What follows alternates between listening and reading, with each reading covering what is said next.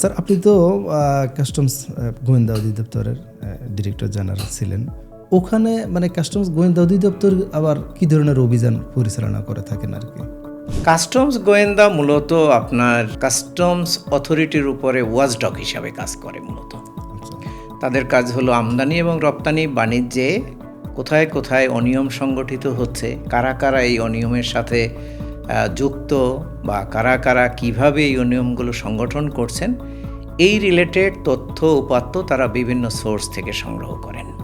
অর্থাৎ অনিয়মের সাথে ব্যবসায়ীও জড়িত থাকতে পারে, আবার ইভেন কর্মকর্তারাও জড়িত থাকতে পারেন, আদার স্টেক হোল্ডাররা জড়িত থাকতে পারেন। তো এদের কাজ হলো আপনার বিভিন্ন সোর্স থেকে, সেই সোর্স আপনার লোকাল হতে পারে, ফরেন হতে পারে, বা ইন্টারন্যাশনাল বিভিন্ন যে এজেন্সিগুলো আছে যারা বিশ্বের বিভিন্ন দেশের কাস্টমস গোয়েন্দা সংস্থাকে বা আদার ইন্টেলিজেন্স এজেন্সিকে এই তথ্য উপাত্তগুলো প্রোভাইড করে থাকে। তো এই বিভিন্ন সোর্স থেকে পত্রপত্রিকা একটা সোর্স, ইন্ডিভিজুয়াল ব্যবসায়ীর একটা সোর্স। অনেক সময় দেখা যায় যে কেউ একজন ফোন করে কারো সম্পর্কে একটা অভিযোগ দিলেন, কেউ হয়তো দেখা যায় একটা চিঠি লিখে কারো সম্পর্কে একটা অভিযোগ দিলেন। অনেক সময় আমরা পত্রপত্রিকায় বিভিন্ন প্রতিষ্ঠান সম্পর্কে, বিভিন্ন ব্যক্তি সম্পর্কে নানান ধরনের নেগেটিভ অ্যাক্টিভিটির তথ্য পাই।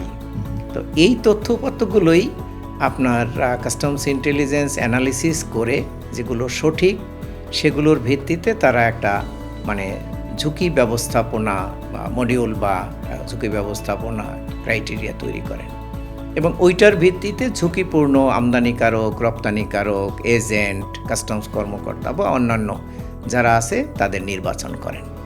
এরপরে তাদের কাজ হলো এই জাতীয় ঝুঁকিপূর্ণ প্রতিষ্ঠানের কার্যক্রম তদারকি করা, তাদের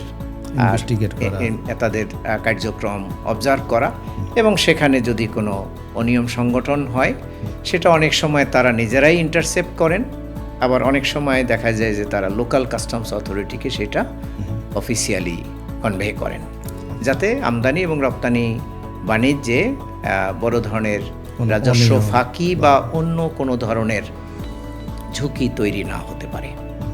এবং ইদানিং আপনারা জানেন যে মানি লন্ডারিং নিয়ে খুব বেশি আলাপ আলোচনা হচ্ছে এবং বিভিন্ন গবেষকদের গবেষণা প্লাস বিভিন্ন উৎস থেকে যে তথ্যপত্র পাওয়া যাচ্ছে তাতে বলা হচ্ছে যে আমাদের যে টাকা পাচার হচ্ছে, এই টাকা পাচারের প্রায় 60 থেকে 70% হচ্ছে কিন্তু ট্রেড বেসড, অর্থাৎ ব্যবসা বাণিজ্যের ছদ্মাবরণে এই কাজগুলো হচ্ছে।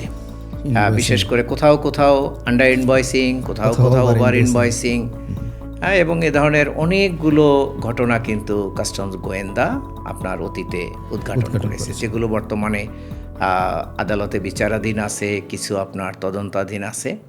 তো মূলত কাস্টমস ইন্টেলিজেন্সের কাজ এটাই। আচ্ছা, থ্যাংক ইউ।